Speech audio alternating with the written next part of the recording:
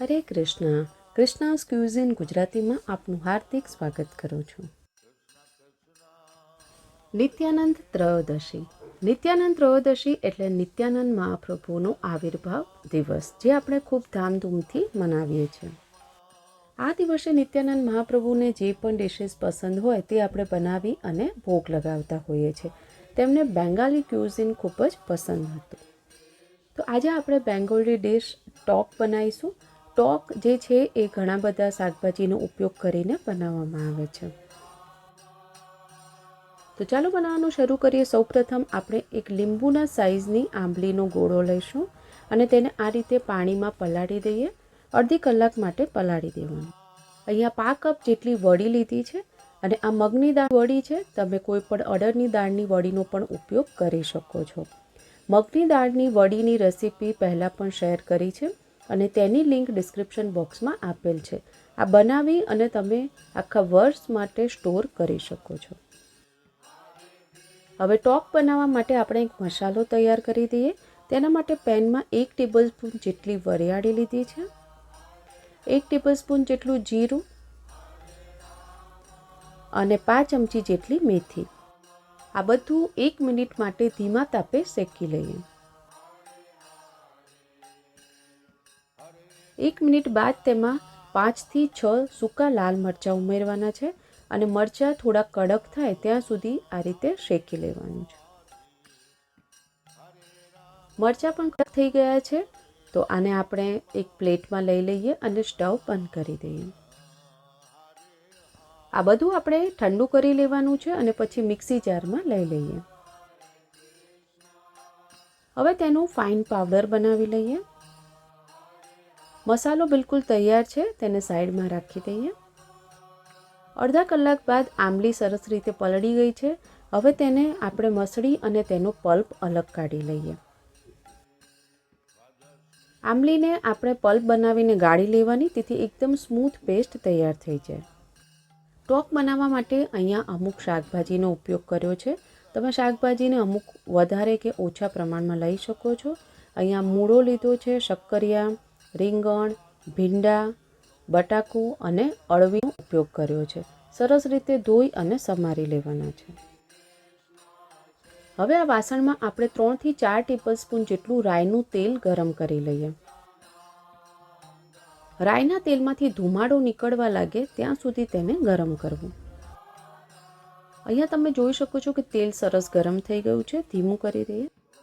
વડી જે આપણે લીધી હતી તે 5 કપ જેટલી વડી લઈ અને તેને સાતળી લેવાની છે. ગોલ્ડન કલરની થાય ત્યાં સુધી સાતળી લેવી. વડી સતળાઈ ગઈ છે, એક પ્લેટમાં કાઢી લઈએ. હવે એ જ તેલમાં આપણે 5 ફોરન લઈશું અને તેને પણ સાતળી લેવાનું છે. 5 ફોરન તતડી જાય એટલે તેમાં અડધી ચમચી જેટલી હળદર ઉમેરવાની. 5 ફોરનના જે પણ વસ્તુઓનો ઉપયોગ કર્યો છે ડિસ્ક્રિપ્શન બોક્સમાં આપેલ છે. હવે એક બટાકાને આપણે આ રીતે ઊભી ચીરી કરી લીધી છે, એક શક્કરિયું લીધું છે અને 3 અળવી. બધું જ સરસ રીતે મિક્સ કરી લઈએ. આ ત્રણેય વસ્તુને ચડતા થોડી વાર લાગે છે એટલે આપણે તેને પહેલાં જ આ રીતે વઘારમાં ઉમેરી દીધા છે. હવે તેને 3 થી 4 મિનિટ માટે ચડવા દઈએ. Keep the flame law only. 2 minute જેવું થાય એટલે એક વખત મિક્સ કરી લેવાનું, જેથી બધી બાજુથી તે સરસ રીતે ચડવા લાગે. ફરીથી ઢાંકણ ઢાંકી અને તેને 3 મિનિટ માટે ચડવા દઈએ.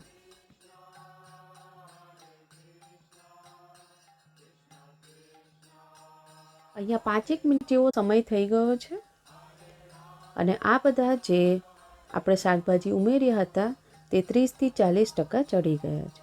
હવે તેમાં 100 ગ્રામ જેટલા ભીંડા અને એક મૂળો ઉમેરી દઈએ.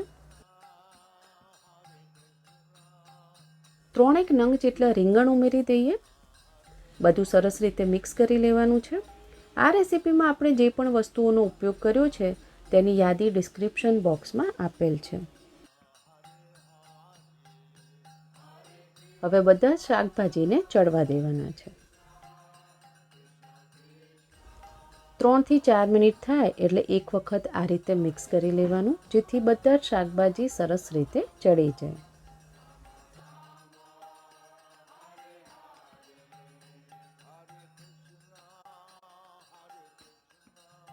9થી 10 મિનિટ થઈ ગઈ છે અને તમે જોઈ શકો છો કે શાકભાજી મોટા ભાગે બધા ચડી ગયા છે. શાકભાજીને એવી રીતે ચડવા દેવાના કે જે આ રીતે પીસીસ જ રહે અને એકદમ મેશ ના થઈ જાય. હવે અહીંયા સ્વાદ પ્રમાણે મીઠું ઉમેરી દઈએ. તળીને રાખેલી વડી હતી તે ઉમેરવાની છે અને આંબલીનો પલ્પ આપણે તૈયાર કર્યો હતો તેમાંથી 3 ટેબલસ્પૂન જેટલો ઉમેરી દેવાનો છે.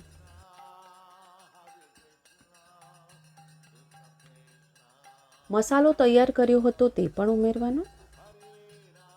હવે 1 કપ જેટલું પાણી લઈ લઈએ. બધું જ મિક્સ કરી અને આ શાકભાજીને 6 થી 7 મિનિટ માટે ધીમા તાપે ચડવા દેવાનું છે.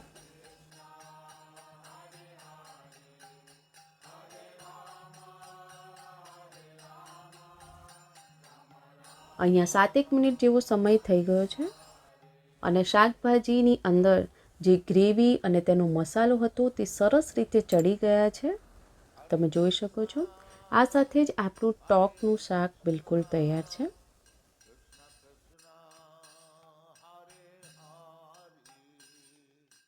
આમાં જે રસો છે આ રીતે થોડોક રસો એમાં રહેવો જોઈએ.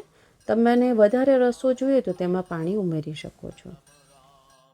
ટોકના શાકને જનરલી બેંગાલીમાં રાઈસ સાથે સર્વ કરવામાં આવે છે. તુલસી પત્ર પધરાવી અને શ્રી શ્રી ગૌર નિતાઈને ભોગ અર્પણ કરીએ. ઠાકોરજીનો ભોગ લગાવી દીધેલ છે. તમને આ બધી જ પ્રસાદની રેસિપીઝ ઇંગ્લિશ અથવા હિન્દીમાં જોવા માંગતા હોય તો બંને ચેનલની લિંક ડિસ્ક્રિપ્શન બોક્સમાં આપેલ છે. આવો સાથે મળીને જપીએ હરે કૃષ્ણ કૃષ્ણ કૃષ્ણ હરે હરે, હરે રામ રામ રામ હરે હરે.